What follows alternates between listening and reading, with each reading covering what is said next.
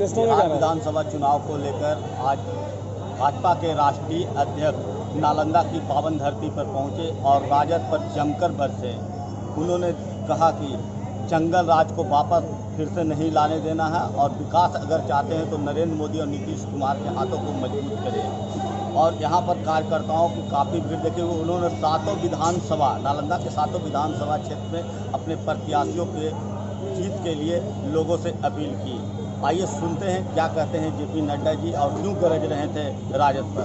नालंदा के सातों विधानसभा सीट में एनडीए की जीत को लेकर पहली बार भाजपा के राष्ट्रीय अध्यक्ष जेपी नड्डा बिहार शरीफ के श्रम कल्याण केंद्र के मैदान में चुनावी सभा को संबोधित किया। उन्होंने साफ तौर पर कहा कि अगर विकास चाहते हैं तो एनडीए के प्रत्याशी को वोट करें। इस दौरान उन्होंने राजद पर जमकर हमला बोला। बिहार शरीफ के श्रम कल्याण केंद्र के मैदान में उन्होंने सभा को संबोधित कर रहे थे। इस मौके पर सांसद कौशलेंद्र कुमार, मंत्री श्रवण कुमार, मीडिया प्रभारी धीरेन्द्र कुमार के अलावा दर्जनों कार्यकर्ता मौजूद थे। उसी उम्मीद से इन लोगों ने 6 तारीख को 6 अगस्त को पार्लियामेंट में वो बटन दबा करके धारा 370 को धाराशाही कर दिया। एक देश में एक निशान, एक विधान, एक संविधान बना करके दिखा। हमारा सपना था कि क्या ये सच्चाई नहीं है?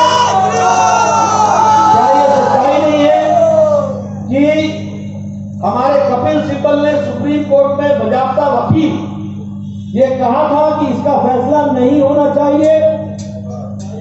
वो कांग्रेस पार्टी के सदस्य हैं कि नहीं है? उन्होंने इसको लटकाया, भटकाया, अटकाया कि नहीं? लेकिन आपने जब मोदी जी को चुनाव में जिता करके भारत के प्रधानमंत्री दोबारा बैठाया, 303 एमपी दिए, सशक्त सरकार बनी, तो सुप्रीम कोर्ट ने डे टू डे हियरिंग करके एक मत से फैसला किया कि भव्य मंदिर बनेगा तो अयोध्या में बनेगा, समाज के सभी लोगों को साथ लेगा। कहा था कि नहीं कहा था? 3 तलाक कहा था कि नहीं कहा था कि समाप्त होना चाहिए? ये मुस्लिम महिलाओं के साथ अन्याय आजाद भारत हो रहा। और एक बात जान लीजिए, पाकिस्तान इस्लामिक देश है, मुसलमान देश है, वहां ट्रिपल तलाक नहीं है। बांग्लादेश इस्लामिक देश है, वहां ट्रिपल तलाक नहीं है। सीरिया इस्लामिक देश है, वहां ट्रिपल तलाक नहीं है। ईरान इस्लामिक देश है, वहां ट्रिपल तलाक नहीं है। मलेशिया बहुतायत मुस्लिम है, वहां ट्रिपल तलाक नहीं है। इंडोनेशिया बहुतायत मुस्लिम है, वहां ट्रिपल तलाक नहीं है। लेकिन हमारे भारत में 21वीं शताब्दी में भी बहनों को प्रताड़ना सहनी पड़ती थी और 3 तलाक मौजूद था। सुप्रीम कोर्ट ने कहा था कि इसको हटाओ, कानून से हटाओ। मोदी जी ने राजनीतिक इच्छा शक्ति दिखाई और मुस्लिम बहनों को 3 तलाक से आजाद कर दिया और मुख्य धारा में शामिल किया।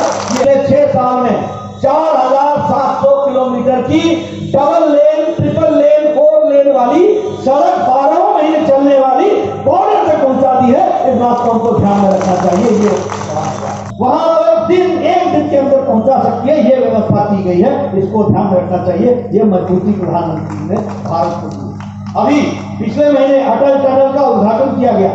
9 किलोमीटर की टनल है और लेह के रास्ते में 40 किलोमीटर कम होता है, 4 घंटे का सफर बचता है। आप सोचो, पहाड़ में 40 किलोमीटर का मतलब 4 घंटा होता है।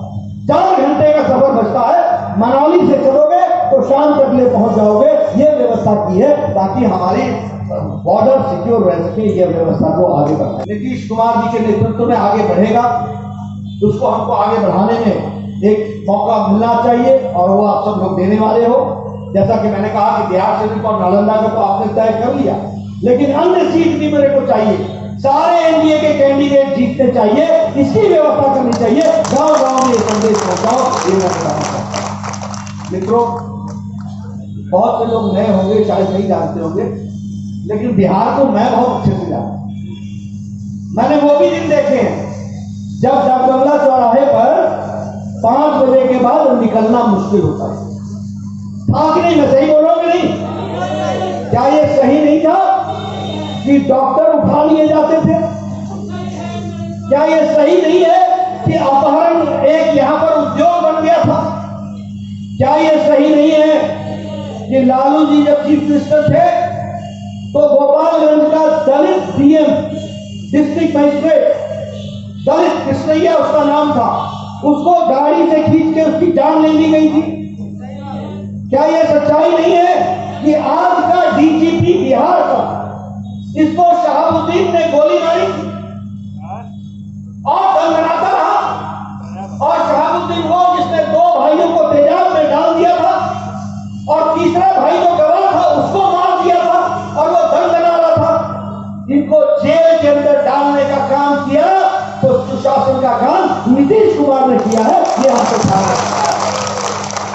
इसलिए ये जनता दल, ये राष्ट्रीय जनता दल आरजेडी, जिसके स्वभाव नहीं अराजकता, एक बार भी कभी माफी मांगी उन्होंने, कभी कहा कि हमने बिहार की जनता से गलती की है, माफ कर दो।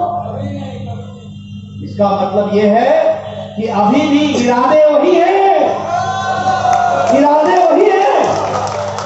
और नीतीश कुमार जी ने इनके साथ सरकार बना करके सरकार क्यों तोड़ दी, क्यों नमस्ते कह दी? इसलिए कह दी क्योंकि नीतीश जी जानते थे कि इनके साथ रह करके सुशासन नहीं आ सकता, कुशासन ही आएगा। बीजेपी के साथ चलेंगे तो सुशासन आएगा, नीतीश जी ने ध्यान रखा, ये उसको समझना चाहिए। इसलिए इनसे बचो।